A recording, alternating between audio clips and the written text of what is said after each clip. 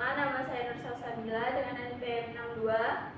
Perkenalkan, nama saya Eki Gustiasa Putri dengan NPM 23130222065. Perkenalkan, nama saya Afifah Geda Tamrin, NPM 23530222062. Dan saya Dewi Ratnasari, NPM 23130222068. Perkenalkan, nama saya Fatia Fianita Fiana dengan NPM 60. Perkenalkan, nama saya Silvia Damayanti dengan NPM 61. Baik, di sini kami akan mempresentasikan hasil kerja kelompok kami tentang materi evolusi. Baik, materi pertama akan dibawakan oleh Afifah Eki Gustiasa Putri. Sambut.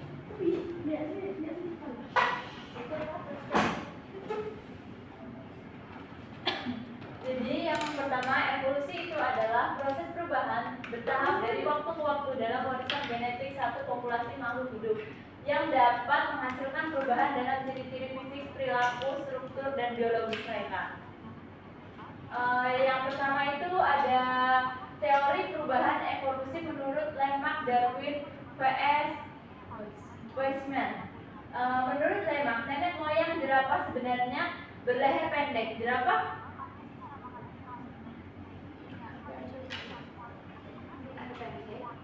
berleher pendek menjulurkan lehernya untuk mencapai makanannya. Sifat leher jerapah yang panjang tersebut akan diwariskan pada keturunannya. Menurut Darwin, evolusi terjadi manusia seleksi alam dengan adanya adaptasi makhluk hidup. Darwin berpendapat bahwa nenek moyang jerapah terdiri atas jerapah yang berleher panjang dan jerapah yang berleher pendek. Berikutnya akan disampaikan oleh Afifah.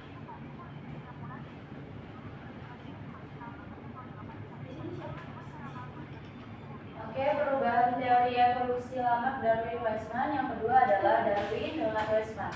Sebenarnya Weismann tidak menentang pandangan Darwin, tetapi lebih menjelaskan pandangan Darwin mengenai seleksi alam. Weismann berpendapat bahwa perubahan sel tubuh karena pengaruh lingkungan tidak akan diwariskan kepada keturunannya. Evolusi menyangkut bagaimana pewarisan gen-gen melalui sel-sel kelamin. Artinya evolusi adalah gejala seleksi alam terhadap faktor-faktor genetika. Yang ketiga, Lamarck dengan Weismann.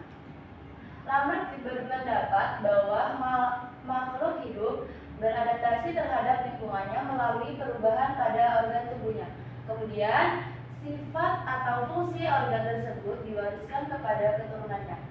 Weismann membuktikan dengan mengawinkan 2 ekor tikus yang masing-masing ekornya telah dipotong. Kemudian, anak-anak yang sudah dewasa dipotong ekornya dan dikawinkan dengan sesamanya, hasilnya tetap tikus yang berekor.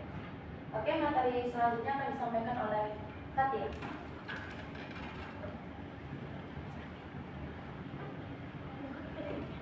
Materi selanjutnya adalah fakta-fakta yang mendukung teori evolusi.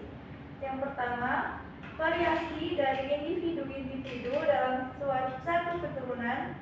Kenyataan di alam tidak pernah ditemukan individu yang sama persis. Meskipun dalam suatu keturunan adanya perbedaan tersebut menimbulkan variasi, individu yang mengalami variasi disebut varian. Yang kedua, petunjuk fosil dari berbagai lapisan bumi.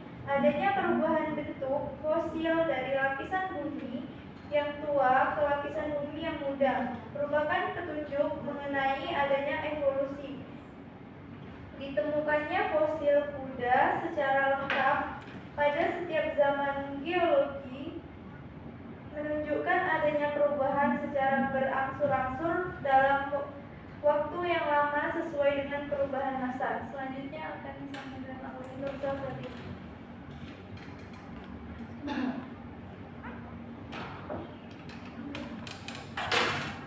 Yang ketiga itu ada homologi antar organ-organ pada makhluk hidup.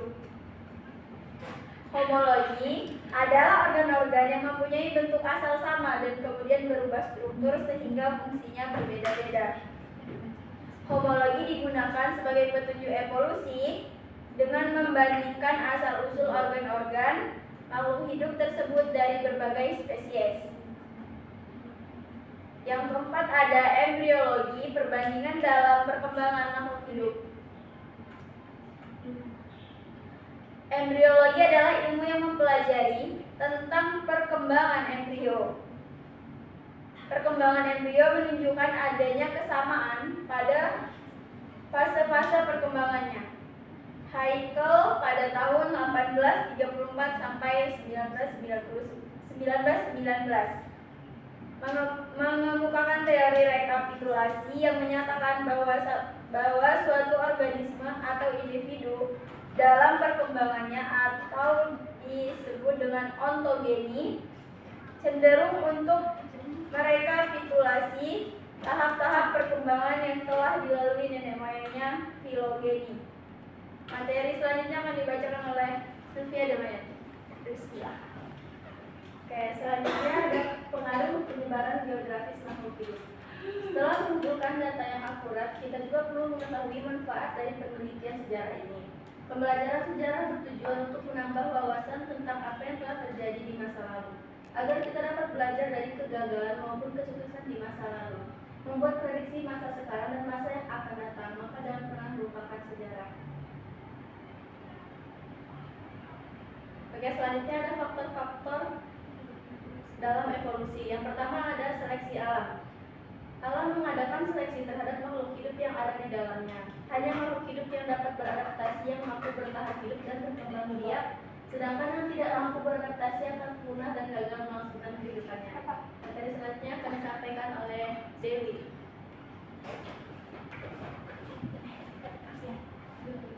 Yang kedua ada migrasi. Migrasi adalah perpindahan spesies-spesies ke tempat-tempat baru. Perpindahan tersebut menghasilkan pola kehidupan baru yang mendukung terjadinya perubahan pada spesies-spesies tersebut. Pada tempat yang baru, generasi yang muncul akan berbeda dari spesies-spesies nenek moyang asal-usulnya. Selanjutnya akan dibacakan oleh Baik, yang ketiga itu ada rekombinasi gen. Rekombinasi gen terjadi melalui perkawinan yang menyebabkan perubahan frekuensi gen pada generasi berikutnya. Melalui perkawinan silang akan dihasilkan varietasi baru. Varietasi baru ini terjadi akibat pembuahan atau penyerbukan dari individu lain sehingga terjadi rekombinasi gen. Rekombinasi gen-gen yang disebabkan oleh perkawinan silang merupakan dasar terjadinya evolusi.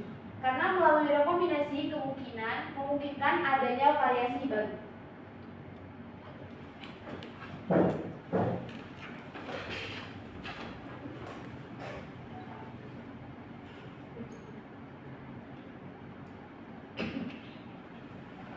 Baik, sekian presentasi dari kelompok kami. Apabila terdapat kesalahan, kami mohon maaf. Kami akhiri. Wassalamualaikum warahmatullahi wabarakatuh.